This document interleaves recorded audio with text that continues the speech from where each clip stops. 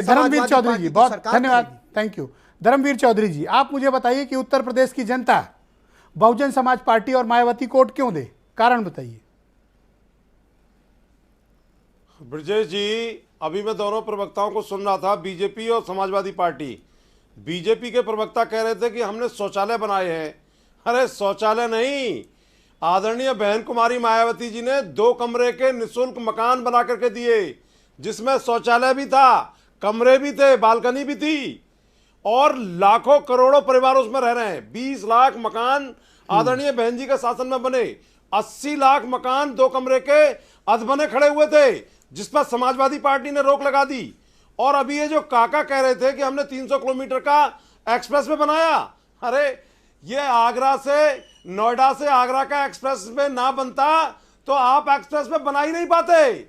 और आपने 24,000 40,000 करोड़ रुपए एक एक्सप्रेस वे में फूंक दिए। बहन कुमारी मायावती जी ने 1 रुपया भी सरकार का नहीं लगाने दिया, 1 रुपया नहीं लगा सरकार का। वो पीपीपी मोड पे भारत का पहला एक्सप्रेस वे था जो बहन जी ने बगैर 1 रुपए के बनाने का काम किया। और इन्होंने सरकारी खजाने भ्रष्टाचार में लुटा दिए। आज भी सड़कें जो है टूट रही हैं।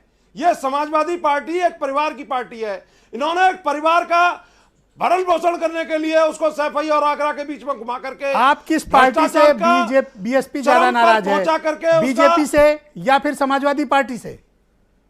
समाजवादी पार्टी बीजेपी और समाजवादी पार्टी तो दोनों एक ही सिक्के के 2 पहलू हैं। ब्रजेश जी, ये दोनों पार्टी आपस में मिली हुई है, ये दोनों अराजकता की पोषक हैं, ये दोनों दंगे कराती हैं। इनका टारगेट है कि तुम जो है मुसलमानों के वोट ले जाओ और तुम हिंदुओं के वोट ले जाओ।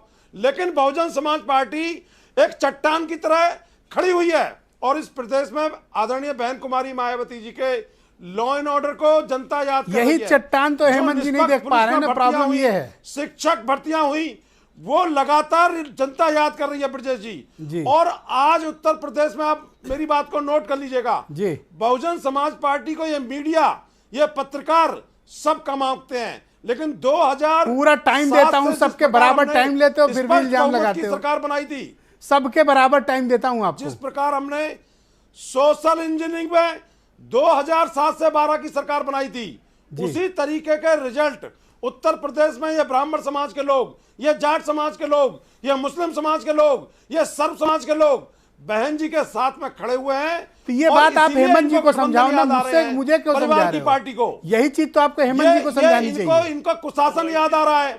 आज 500 से ज्यादा ब्राह्मण मारे गए, कौन जिम्मेदार है? ये किसान। अच्छा सुनिए, 1 सेकंड सुनिए। ये अरे सुन तो लो, लोगों को रोजगार। एक सवाल ले लो आप, एक सवाल। क्यों नहीं? एक सवाल ले लो। ये 400 एक सवाल गन्ने की आय को बताने का। अरे भाई धर्मवीर जी शांत हो जाओ। क्यों नहीं हुए? एक सवाल ले लो। क्या असदुद्दीन ओवैसी से, हेमंत तिवारी जी का सवाल है, ये बड़े बेचैन है हेमंत जी की असदुद्दीन ओवैसी और मायावती जी का गठबंधन हो जाए। हेमंत जी की बेचैनी दूर करिए। देखिए, हेमंत जी बहुत सीनियर पत्रकार है, मैं उनका बड़ा सम्मान करता हूं, हमारे बड़े भाई हैं। तो मैंने कब कहा कि न करो? भ्रामक खबर फैला रहे हैं।